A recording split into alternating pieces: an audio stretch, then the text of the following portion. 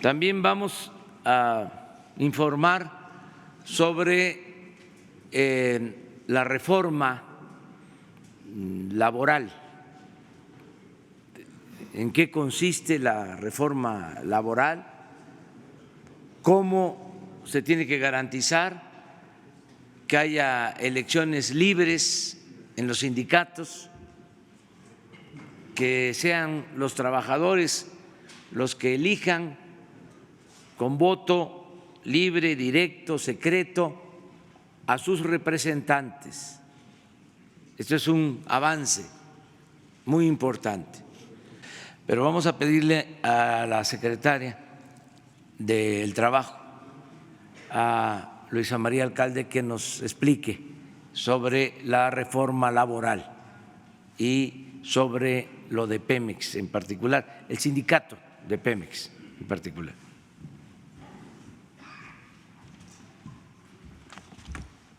Gracias, presidente. Informar respecto a los avances del nuevo modelo laboral. Recordar primero que el 1 de mayo del año pasado se publicó en el Diario Oficial de la Federación la reforma laboral, que es un cambio profundo de un modelo de control corporativo antidemocrático a pasar a un modelo de libertades, de democracia, donde sean los trabajadores los que elijan libremente quién los representa y que tengan participación en la negociación colectiva, que es el corazón de las relaciones laborales. Son tres pilares fundamentales los de la reforma laboral. El primero tiene que ver con la impartición de justicia. En la reforma laboral se cambia de las juntas de conciliación y arbitraje, pasamos a crear tribunales laborales que van a depender del Poder Judicial. Se privilegia la conciliación obligatoria, va a haber un proceso previo de conciliación antes de llegar a juicio. Solo aquellos casos que no puedan resolverse a través del diálogo pasarán frente a los jueces laborales. El segundo pilar es respecto a la democracia sindical.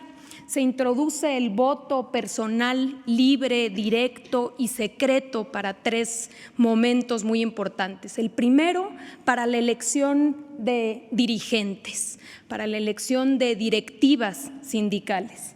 El segundo, para aprobar contratos colectivos iniciales y sus revisiones, y el tercero con lo que tiene que ver con la legitimación de los contratos colectivos ya existentes.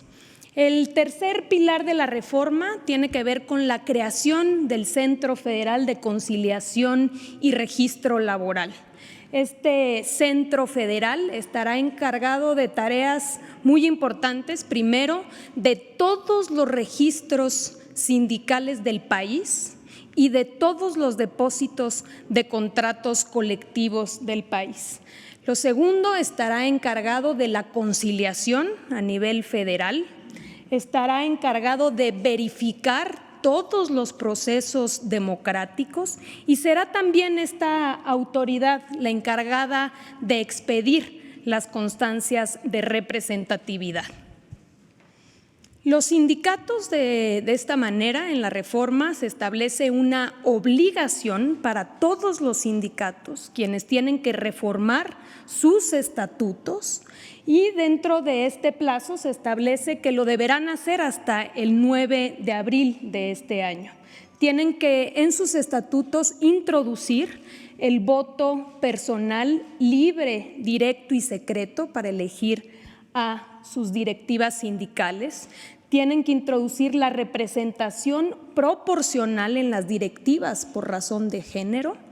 Tienen que introducir la transparencia y la rendición de cuentas del uso de las cuotas sindicales.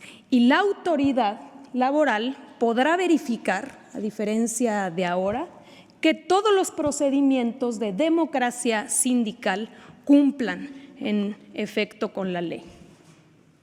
Respecto a las constancias de representatividad, Vivimos en un contexto en el cual la enorme mayoría de los contratos colectivos son de protección patronal. Se calcula que dentro del 80–85% de los contratos colectivos existentes se firmaron entre líderes sindicales y empleadores o empresarios a espaldas de los trabajadores. Es decir, los trabajadores no elegían quiénes eran los sindicatos que firmaban los contratos colectivos a su nombre. Esto, obviamente, por un lado, está, digamos, el efecto de que no hay una representación real, pero también había un efecto negativo para el caso de los empresarios, porque se convirtió también en un mecanismo de extorsión y de chantaje. Muchos conocemos aquí, por ejemplo, en la industria de la construcción, todavía no se pone una piedra y ya llega un emplazamiento de un sindicato que no necesariamente, y en la gran mayoría de los casos, no representa a los trabajadores de esa construcción. En ese sentido, y frente a la presencia inmensa de contratos de protección, se establecen dos mecanismos. El primero es para todos los nuevos contratos que se van a firmar, todos los nuevos contratos colectivos. Se establece que el sindicato que pretenda firmar un contrato colectivo previamente debe recibir una constancia de representatividad, es decir, debe acreditar que por lo menos representa al 30% de los trabajadores. En el caso en el que existan dos sindicatos o más que acrediten a la autoridad que representan por lo menos al 30% de los trabajadores, entonces habrá entre estos sindicatos una consulta para saber cuál de estos sindicatos tiene la mayoría. Aquel sindicato que tenga la mayoría es al que se le otorga la constancia de representatividad y entonces tiene la posibilidad de firmar un contrato colectivo con un empleador o con una empresa. Ahora bien, respecto a los contratos colectivos ya existentes, decíamos que la constancia de representatividad es para los contratos nuevos que se firmarán. Para todos los contratos colectivos ya existentes, la ley establece un procedimiento que es la legitimación de contratos colectivos. Es decir, todos los contratos colectivos existentes deberán pasar por un proceso de consulta, una consulta a través del voto personal libre, directo y secreto de los trabajadores, quienes teniendo en físico a la mano su contrato colectivo van a decidir si están de acuerdo o no están de acuerdo con el contenido de dicho contrato. Hoy en día la Secretaría del Trabajo ya tiene a disposición una plataforma electrónica a través del cual se realiza este procedimiento.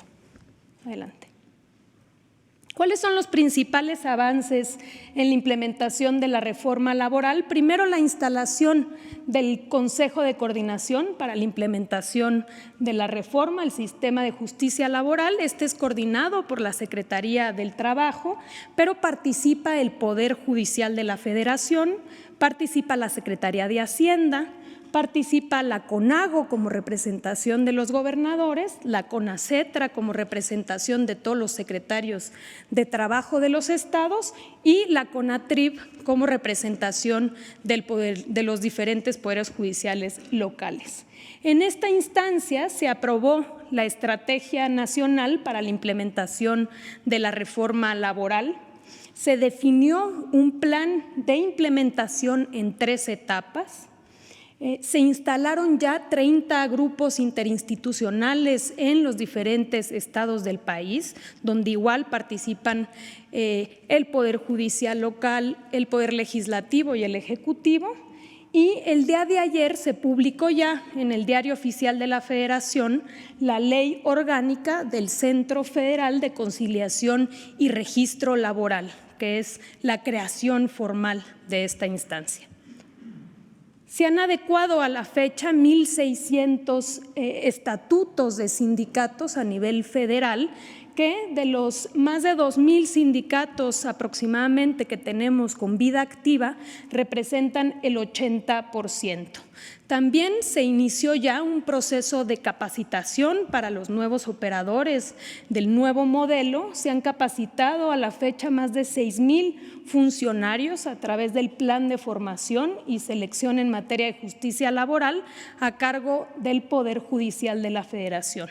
Hemos venido también coordinando apoyo internacional en materia de capacitación y desarrollo de tecnologías con la OIT, la Organización Internacional del Trabajo, el BID, el Departamento de Trabajo de Estados Unidos y el Ministerio de Trabajo y Empleo de Canadá.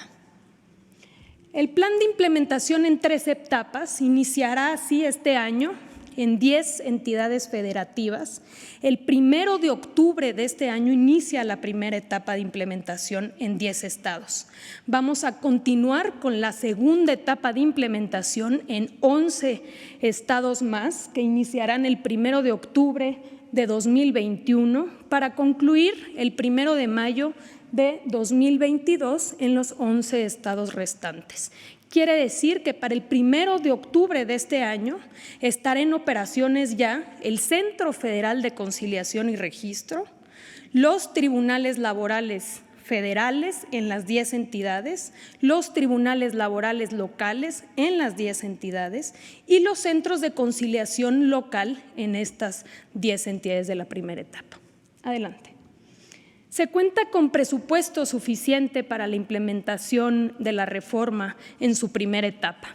El presupuesto contempla 1,401 millones de pesos que están divididos en varios rubros. El primero es para la creación del Centro Federal de Conciliación y Registro Laboral con 197 millones, para la creación de los tribunales laborales federales en su primera etapa con 375 millones, para la creación de los centros de conciliación local con 359 millones, para los tribunales laborales locales 270 millones y para la Secretaría del Trabajo y Previsión Social 199 millones.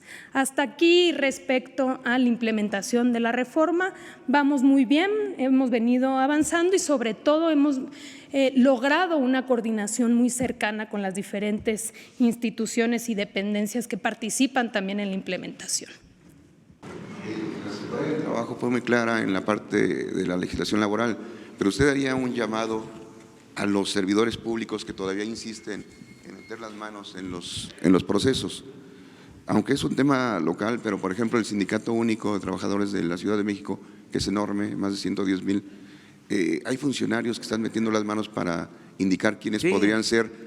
El caso específico de Sergio Montesinos, que incluso por una videollamada recomendó Armando Bautista y esto. ¿Qué llamado haría usted a todos esos funcionarios que siguen metiendo las manos?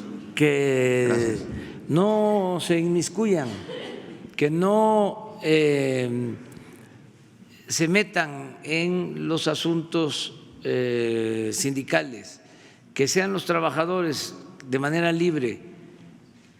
El trabajador es mayor de edad, es un ciudadano consciente, sabe quién lo puede representar con dignidad, sabe quién puede defender sus derechos, quién no se vende, quién va a procurar siempre garantizar los derechos laborales. Entonces, dejar a los trabajadores libres y que los funcionarios no se metan. Además, si se mete un funcionario, puede haber sanción al funcionario. En el caso de los funcionarios federales, hay sanción. Si se prueba de que están participando en fraude, se considera un delito y independientemente de lo legal, por razones de índole moral, ya no podrían trabajar en este gobierno.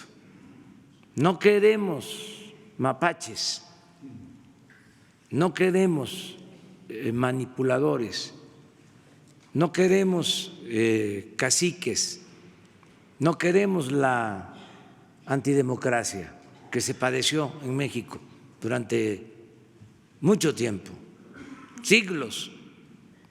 Es una etapa nueva en la que estamos y nos va a costar trabajo, pero vamos a lograr el propósito de llevar a cabo la transformación del país. Entonces nos vemos mañana.